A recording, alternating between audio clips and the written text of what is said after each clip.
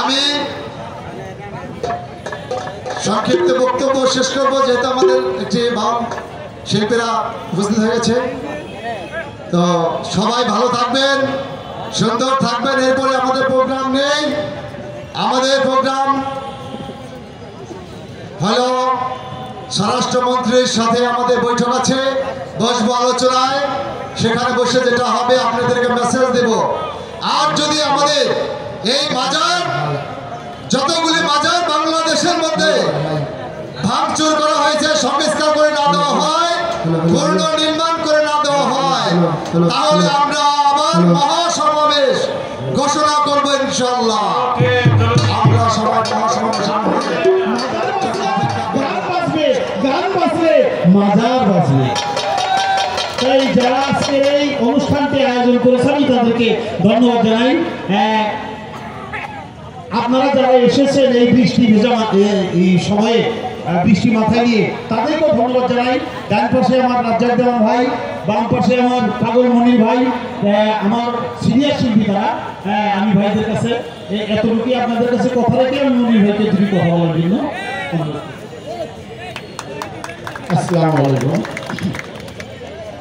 আমরা এই ঝড়ের মধ্যে, বৃষ্টির মধ্যে অনেক দরবার থেকে আমরা আজকে উপস্থিত। কেন উপস্থিত? বিরিয়ানি খাওয়ার জন্য নয়। আমরা এখানে উপস্থিত আমাদের প্রত্যেকটা তরিকাপন্থী লোক যারা, আশেকান যারা, গুরু ধরা যারা, গায়ক গায়িকা যারা, প্রত্যেকটা মানুষের পরিচয়ের মধ্যে একটি আঘাত। সে আঘাতটা হলো এই মাজার বাংলা নিয়ে। আজকে সেটা নিয়েই আমরা এখানে উপস্থিত।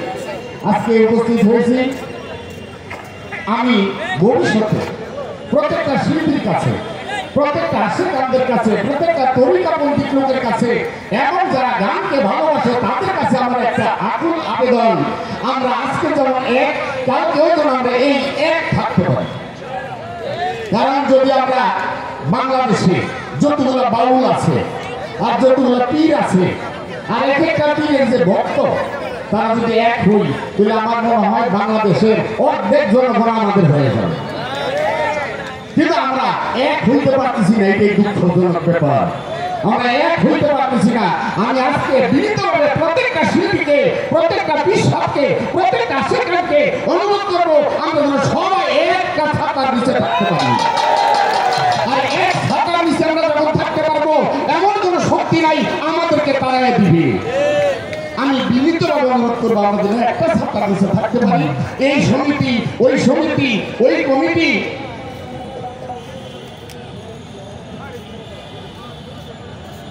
আজকে আমরা এক হইতে পারলাম না। আজকে যে আমরা এক হয়েছি, এই কাজটা জ্বলন্ত প্রমাণ যে আমরা সবাই আজকে এক হয়েছি। ভবিষ্যতে আমরা একটা ছাতার নিচে থাকবো, এইটি আমাদের চাওয়া পাওয়া। ধন্যবাদ সবার প্রতি। কোথায় যদি ভুল ভ্রান্তি হয়, আমি সাধারণ মানুষ, আমাকে ক্ষমার চোখে দেখবেন। ধন্যবাদ সবার প্রতি।